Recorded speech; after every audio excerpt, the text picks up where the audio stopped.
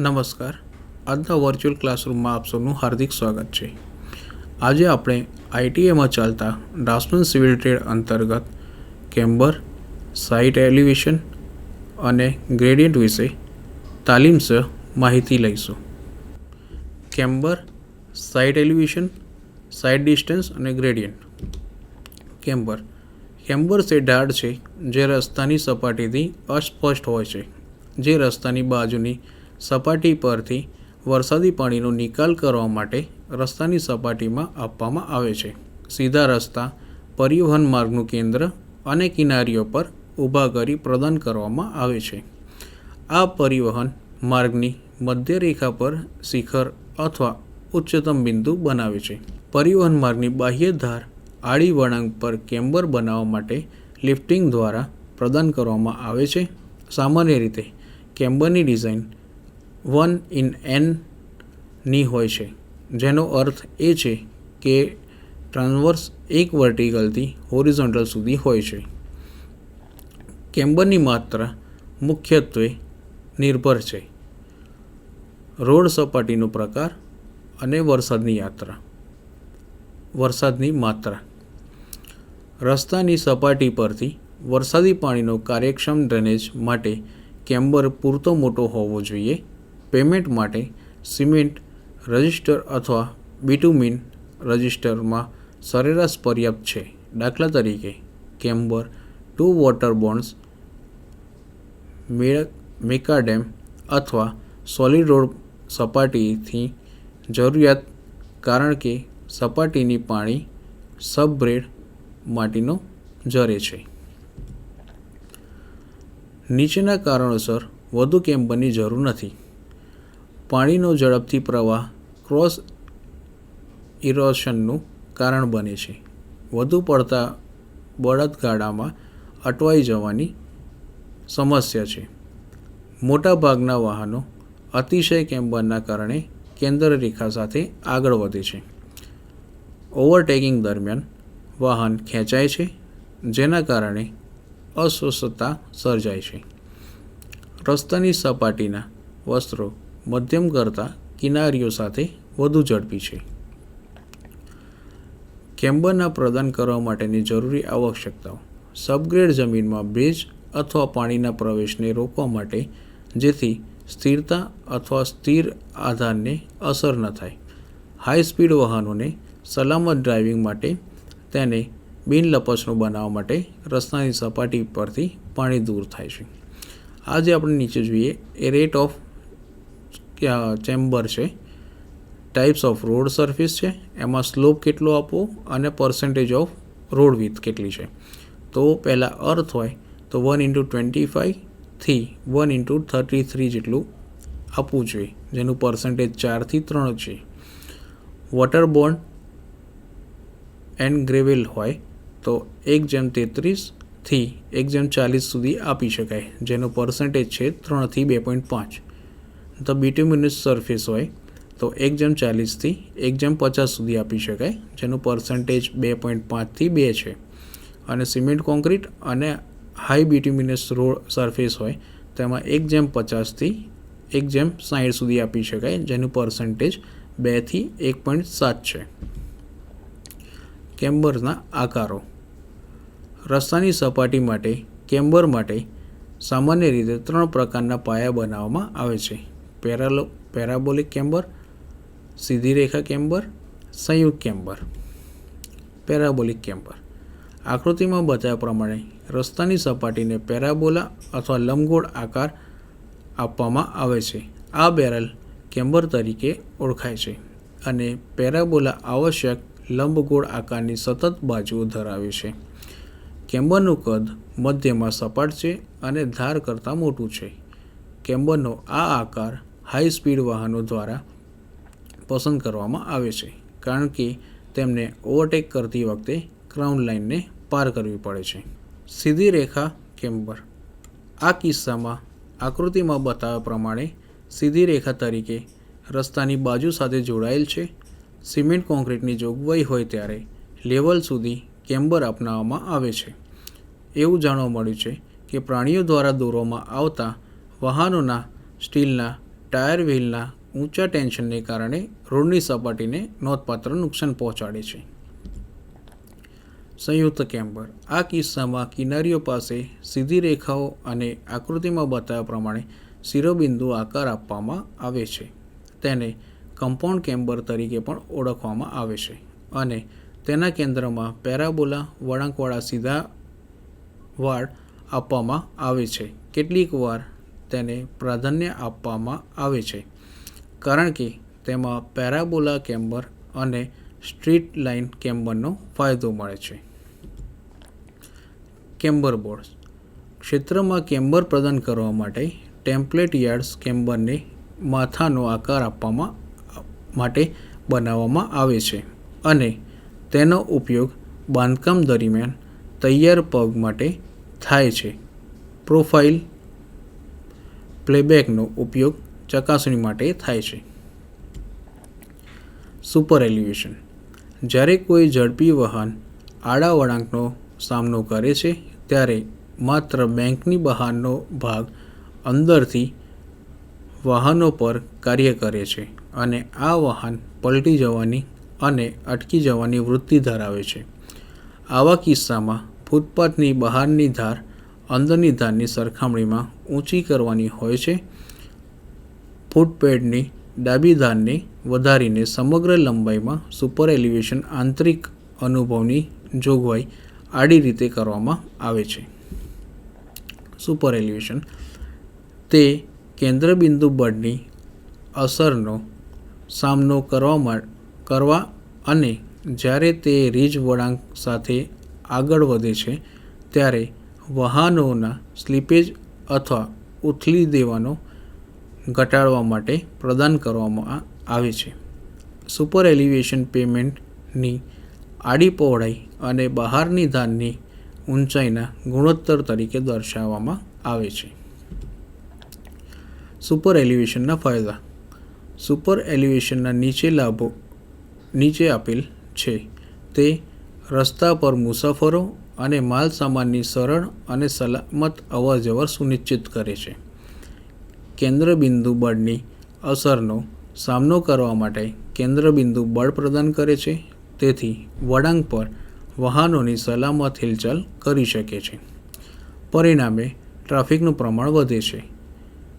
જાળવણી અથવા on road સાયકલનો ખર્ચ ઓછો થાય છે.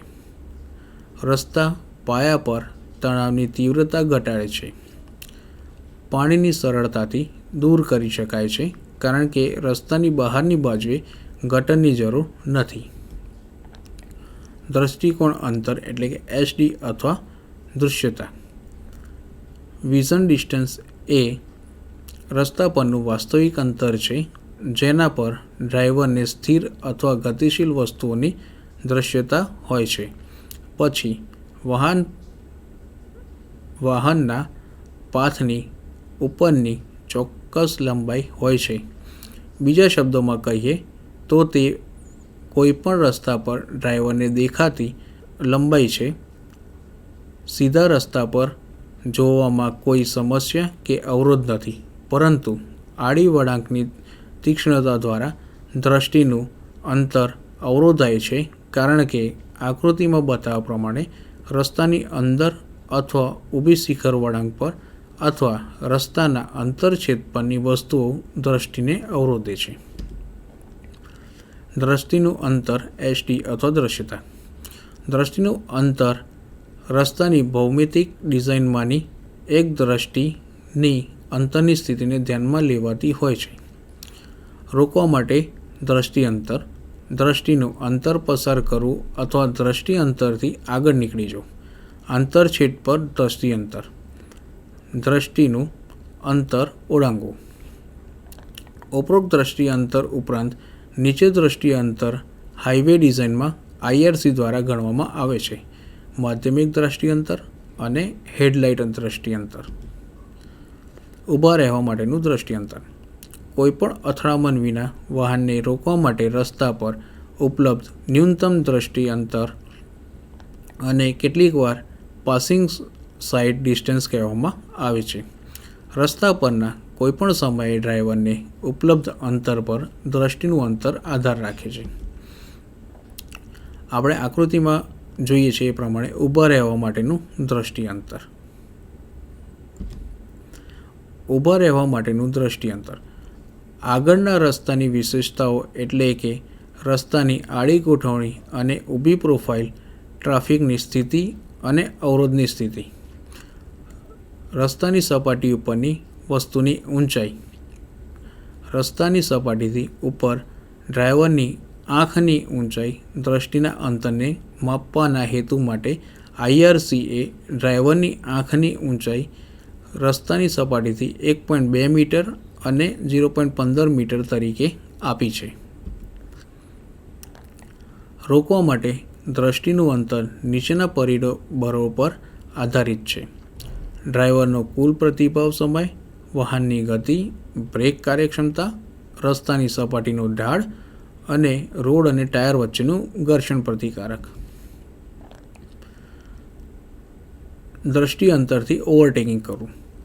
રસ્તા પરના તમામ વાહનો એક જ ઝડપે આગળ વધતા નથી અને તેથી વધુ ઝડપી સ્પીડમાં ચાલતા વાહનને ઓવરટેકિંગમાં સમસ્યા થાય છે. તે બધા રસ્તાઓ પર સામાન્ય ઘટના છે. ઓવરટેકિંગ વિઝિટ ડિસ્ટન્સ એ તે જ દિશામાં બીજી વાહનને સુરક્ષિત રીતે ઓવરટેક કરવા માટે વાહન દ્વારા જરૂરી અંતર તરીકે વ્યાખ્યાયિત કરવામાં આવે છે. OSDને કેટલીકવાર દ્રષ્ટિ અંતર પસાર કરવા તરીકે પણ ઓળખવામાં આવે છે. આપણે આકૃતિમાં જોઈએ છે એ પ્રમાણે જે ઓવરટેકિંગ કરે છે વ્હીકલ જે જાય છે અને એ ઓવરટેકિંગ કરવા માટે એને સાઈડમાંથી પસાર થવું પડે છે. આંતરછેદો એટલે કે ચોકડી પરના દ્રષ્ટિનું અંતર. વાહનોની અથડામણને કારણે અકસ્માતો ટાળવા માટે નિર્ણાયક સમયના રસ્તાઓ પર જરૂરી દ્રશ્ય અંતર પ્રદાન કરવું જોઈએ. આ હેતુ માટે આકૃતિમાં બતાવ્યા પ્રમાણે રસ્તાઓનું ખૂણા પર ઇમારતો બાંધવાની પરવાનગી આપવી જોઈએ નહીં. આમ પર્યાપ્ત માર્જિન છોડ્યા પછી અવરોધિત દ્રષ્ટિ ત્રિકોણ રસ્તાની સીમા બનાવે છે જે બે બાજુઓ પરના દ્રષ્ટિની અંતર અને દ્રષ્ટિ રેખા જેટલી હોય છે. આપણે આકૃતિમાં બતાવ્યું એ પ્રમાણે બે વ્હીકલ જે સાદી રીતે ચોકડી આપણે કહીએ કે ચાર રસ્તા જેમાં આગળ વ્હીકલ આવતા હોય તો એકબીજાને જોઈ શકે. આંતરછેદો એટલે કે ચોકડી પરના દ્રષ્ટિનું અંતર. ટ્રાફિક નિયંત્રણના સંબંધોમાં આંતરછેદોની ડિઝાઇન જરૂરી ટ્રાફિક સાઇન, ઝડપ ઘટાડવાના ઉપકરણોના ઇન્સ્ટોલેશન દ્વારા નિયંત્રિત થાય છે, પરંતુ નીચેની ત્રણ સંભવિત પરિસ્થિતિઓના દ્રષ્ટિના અંતરના દૃષ્ટિકોણથી અભ્યાસ કરવો પડશે. IRC નાના રસ્તાઓ સાથે લઘુત્તમ અંતર 15 મીટર અને મુખ્ય રસ્તાઓ માટે અનુક્રમે 50 km/h, 65 km/h, 80 km/h અને 100 km/h, 180 મીટર અને 220 મીટરના ન્યૂનતમ દ્રષ્ટિ અંતરની ભલામણ કરવામાં આવે છે. ક્રોસિંગ દ્રષ્ટિનું અંતર. રસ્તાઓ એકબીજાને વિરુદ્ધ દિશામાં ક્રોસ કરતા જોઈ રહેલા બે વાહનો તેમના વાહનોની ઝડપ ઘટાડવા માટે ચૂકવણીની બાજુઓ અથવા ખભાનો એકબીજાનો સુરક્ષિત ઉપયોગ કરશે. વાહન આવવા માટે જરૂરી અંતરને ક્રોસિંગ ડિસ્ટન્સ કહેવામાં આવે છે. Road gradient. જમીન ક્યારેક માત્ર સપાટ અને સમતલ હોતી નથી. આથી રોડને તેની લંબાઈ સાથે ઊંચી અને છોડવો પડે છે. આ દરેક પતનને ઢાળ અથવા ગ્લેસ કહેવામાં આવે છે. રસ્તાના પ્રકારનો ઢાળ ડાઉનસ્ટ્રીમ દિશામાં ઢાળનો સંદર્ભ આપે છે. રસ્તાની લંબાઈ સામાન્ય રીતે 1/n હોય છે, એટલે કે 1 વર્ટિકલમાં n તરીકે વ્યક્ત કરવામાં આવે છે. આમ જો રસ્તાની સપાટીનો ચોક્કસ લંબાઈ સાથે માપવામાં આવે તો 200 મીટરના આડા અંતરમાં 2 મીટર પડે છે, જેથી રોડની લંબાઈમાં રોડનો ઢાળ 100 મીટરમાં 1 હોવું કહેવાય છે. આવું ક્યારેક થાય છે. ટકાવારીમાં દર્શાવવામાં આવે જેમ કે ઉપરોક્ત ઢાળ અથવા ગ્રેડિયન્ટ 100માં 1 અથવા 1% છે. રસ્તાના ઢાળને અસર કરતા પરિબળો. 1 નંબર, સંલગ્ન મિલકતોની એક્સેસ. રસ્તાની આજુબાજુ મિલકતોની એક્સેસ પ્રદાન કરવી જરૂરી છે, કારણ કે રસ્તાનો માર્ગ નક્કી કરતી વખતે આવી મિલકતોની સ્થિતિ દ્વારા ફ્લોર નક્કી કરવામાં આવે છે. 2 દેખાવ. રસ્તાને યોગ્ય ઢાળ આપવામાં આવે છે જેથી રસ્તો આકર્ષક લાગે છે. 3 નંબર, ડ્રેનેજ. રસ્તાની સપાટી પરથી વરસાદી પાણીનો નિકાલ કરવા માટે મુખ્યત્વે રસ્તાનો ઢાળ આપવામાં આવે છે. તેથી વધારાનું વરસાદી પાણી દૂર કરવા માટે સ્ટેપરમાં પાણીની શાખા આપવામાં આવે છે. 4 નંબર, ટ્રાફિકની પ્રકૃતિ. રસ્તાનો ઢાળ ટ્રાફિકની પ્રકૃતિ પર આધાર રાખે છે. ઉદાહરણ તરીકે, ધીમી ગતિએ ચાલતી બળદગાડી, ટાંગા વગેરે માટે શક્ય તેટલું નમ્ર બનો. ફરજિયાત મુદ્દાઓ. રસ્તાની આંતરછેદ અને પુલો બહાર રેલવે સાથેના રસ્તાઓને જોડવા માટે યોગ્ય રોડ ગ્રેડિયન્ટ પ્રદાન કરવું જરૂરી છે. દેશની ટોપોગ્રાફી. ઢાળની માત્ર દેશની જમીનની પ્રકૃતિ અને જમીનના આકાર સાથે સીધો સંબંધ ધરાવે છે. રસ્તાના ઢાળને અસર કરતા પરિબળો. સપાટ દેશ માટે એક સરળ રસ્તાનો ઢાળ પૂરો પાડવો જોઈએ અને ડુંગરાળ અથવા પર્વતીય વિસ્તારમાં બિનજરૂરી ઊંડા પાયા અથવા કટને ટાળવા માટે ઢાળવાળી રસ્તાની ઢાળ જોઈએ છે. ઢાળના પ્રકાર. સગવડના હેતુ માટે રોડ ગ્રેડિયન્ટ્સને નીચેની 6 શ્રેણીઓમાં વિભાજિત કરવામાં આવે છે: સરેરાશ ઢાળ, અસાધારણ ઢાળ, ફ્લોટિંગ ગ્રેડિયન્ટ, મર્યાદિત ઢાળ, લઘુત્તમ ઢાળ અને રૂલિંગ ઢાળ. દરેક શ્રેણી હવે ટૂંકમાં વર્ણન કરવામાં આવશે. સરેરાશ ઢાળ. રસ્તાની લંબાઈ વડે વિભાજિત રસ્તા પરના કોઈપણ 2 બિંદુઓ વચ્ચેનો કુલ વધારો અથવા ઘટાડો સરેરાશ ઢાળ તરીકે ઓળખાય છે અને તે પેપરમાં સ્થાને આપવામાં અથવા પ્રારંભિક સર્વેક્ષણ કરવા માટે ઉપયોગી છે. તે ખાસ કરીને પહાડી વિસ્તારોમાં, હાઈવે જેવા કે વિસ્તારોમાં અંદાજિત લંબાઈ નક્કી કરવામાં મદદ કરે છે. Floating gradient. રસ્તા સાથેના અમુક બિંદુઓ પર ઉદય અથવા પડવાનું સંયોજન કરે છે. જો કોઈ વાહન સતત ગતિએ નીચે જઈ રહ્યું હોય અને તેને ચઢાવ પર ચઢાવવાનું હોય તો તે કોઈપણ પ્રયત્ન વિના અથવા બ્રેક લગાવ્યા વિના સમાન ગતિ જાળવી રાખે છે, તો આવા ઢાળને ફ્લોટિંગ ઢાળ કહેવામાં આવે છે. મર્યાદા ઢાળ. જે ઢાળ રસ્તાની કોઈપણ ભાગથી મહત્તમ ન હોય અને મર્યાદા ઢાળ અથવા મહત્તમ ઢાળ કહેવામાં આવે છે. તે રસ્તાના નાના પટમાં પ્રદાન કરવામાં આવે છે અને તે વાહનોની ઝડપને કારણે આવરી લેવામાં આવે છે. તેને ક્યારેક મોમેન્ટમ ગ્રેડિયન્ટ પણ કહેવામાં આવે છે. જો મર્યાદા ઢાળ લાંબા અંતર માટે સ્થિર હોય તો તેને નીચેની અનિચ્છનીય અસરોમાં પરિણમશે. તે રાહદારીઓ અને પ્રાણીઓ માટે અસુવિધાજનક હશે. વાહનોની લોડ વહન ક્ષમતામાં ઘટાડો થશે. આનાથી ટ્રેક્ટિવ પાવર ઘટશે. સપાટીના પાણીની વધુ ઝડપને કારણે રસ્તાની સપાટી ઝડપથી ધોવાઈ જશે. ખાસ કરીને ઢાળ નીચે જતી વખતે રસ્તાનો ઉપયોગ કરતા વાહનોને ઘસારામાં વધારો થશે. લઘુત્તમ ઢાળ. પ્રોગ્રામમાં એવું જોવા મળ્યું છે કે શૂન્ય ઢાળ અથવા સપાટ રોડ રસ્તાની સપાટી પરથી પાણી દૂર કરવા માટે કાર્યક્ષમ નથી. તેથી રસ્તાના સરળ ડ્રેનેજનો ઉદ્દેશને પ્રાપ્ત કરવા માટે ચોક્કસ ઢોળાવ પ્રદાન કરવો જરૂરી છે. તેની રકમ જમીનની પ્રાકૃતિક વરસાદ, રસ્તાની સપાટીના પ્રકાર અને સાઇટની અન્ય સ્થિતિઓ પર આધારિત છે.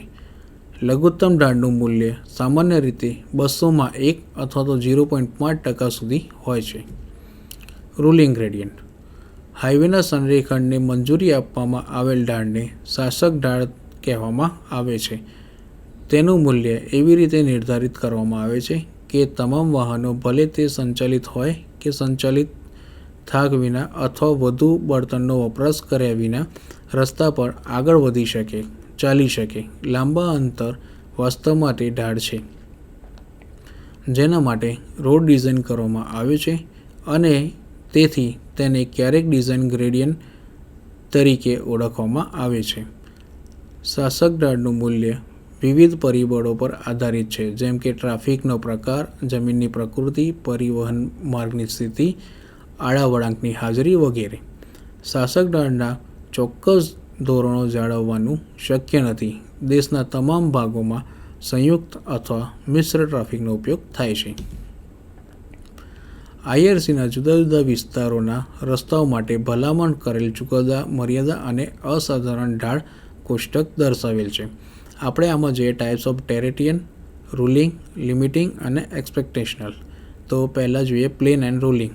એમાં 3.3% આવે અને 60% અને 6.7%. માઉન્ટેન ટેરેટિયન અથવા સ્ટેપ ટેરેટિયન હેવિંગ એલિવેશન મોર દેન 3000 મીટર, એટલે કે 3000 મીટર કરતાં વધારે ઊંચાઈ હોય તો એમાં રૂલિંગમાં 5% આવે, લિમિટિંગમાં 6% અને એક્સપેક્ટેશનમાં 7%. સ્ટેપ ટેરેટિયન હોય જે 3000 મીટર કરતાં વધુ હોય તો એમાં રૂલિંગમાં 6% આવે, લિમિટિંગમાં 7% અને એક્સપેક્ટેશનમાં 9%. આજે આપણે ડ્રાફ્ટમેન સિવિલ ટ્રેડમાં ચાલતા કેમ્બર, સાઇટ એલિવેશન અને ગ્રેડિયન્ટ વિશે તાલીમ સહ માહિતી લીધી. આભાર.